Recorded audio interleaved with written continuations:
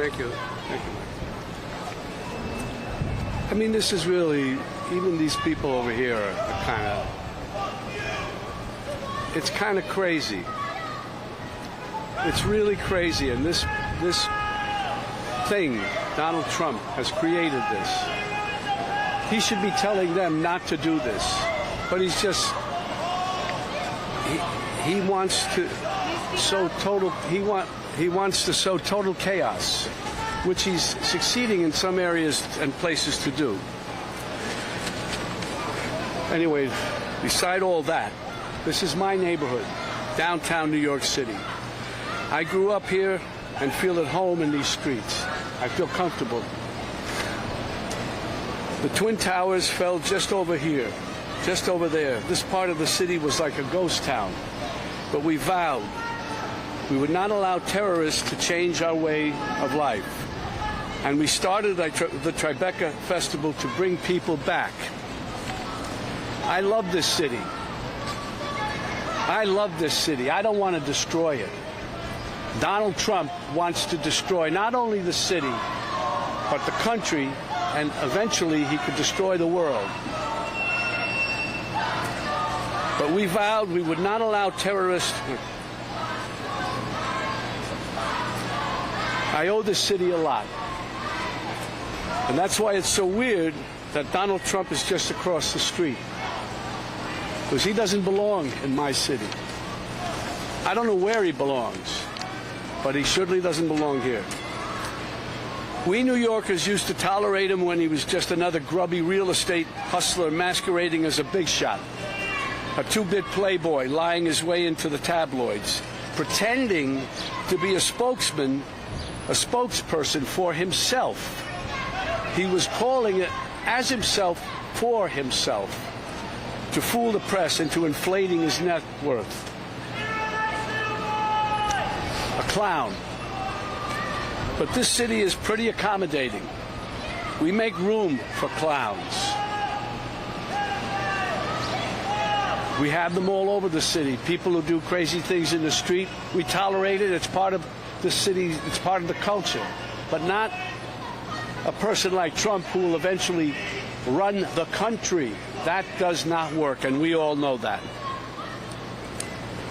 Anyway, we make room for clowns, to each his own. But no one takes him or took him really seriously. They take him seriously now, of course. But around the country, people who didn't know him as we did started to support him. They bought into his bullshit. Trump bought their votes with outrageous lies and empty promises. He got the most religious evangelicals to applaud a sinner who bragged about sexual assault, and who, just a couple of blocks from here, a jury found him liable for sexual abuse.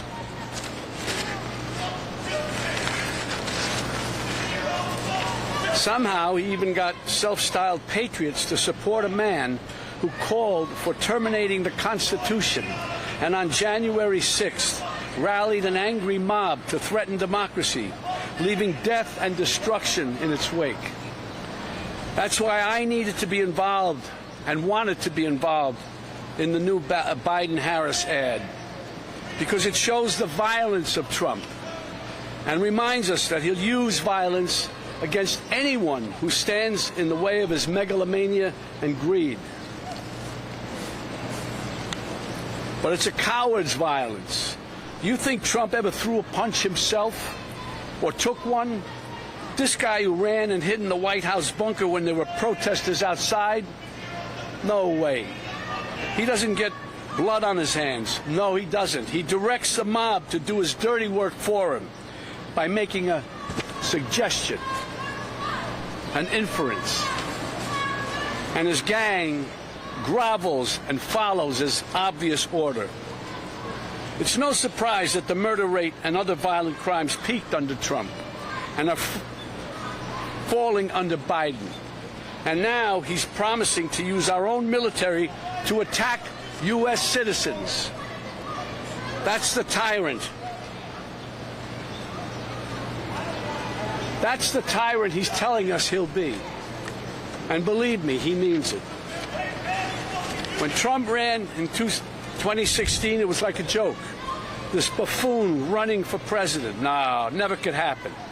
We'd forgotten the lessons of history that showed us other clowns who weren't taken seriously until they became vicious dictators.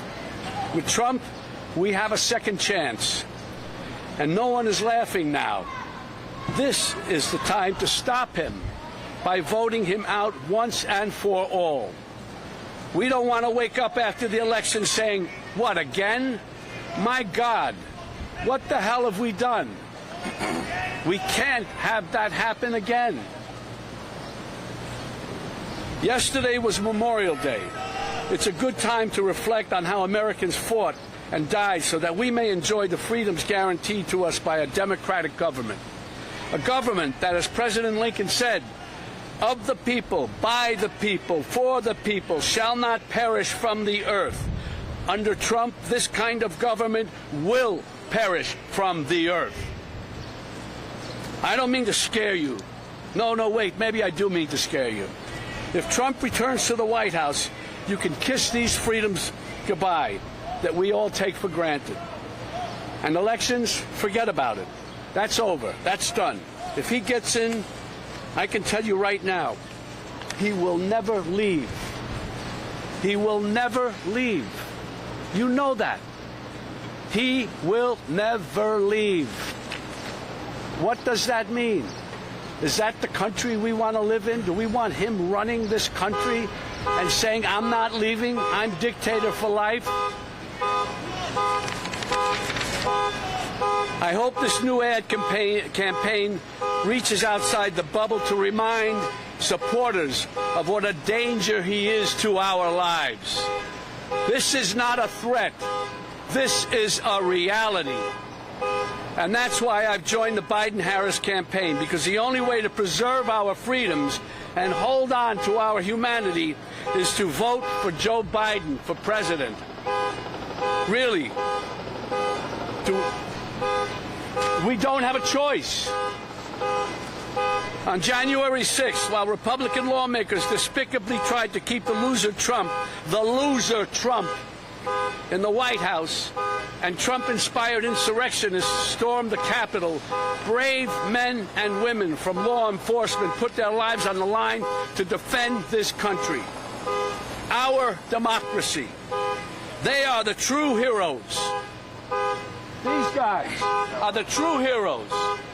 They stood and put their lives on the line for these lowlives, for Trump. They lied under oath. They lied under oath. Right. Who lied under oath? What are you telling me? Those two traitors behind you. Excuse me? Those two traitors behind you. They lied under oath? That's right. What are you saying? They're traitors. They're traitors.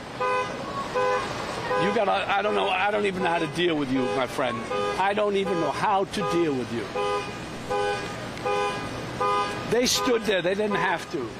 And there were other ones in there who probably were in with them a little bit too, and they found a way to get around. Not these guys. They stood there and fought for us, for you. For you. They weren't fighting for me. No, they fought for you, buddy. You're able to stand right here now.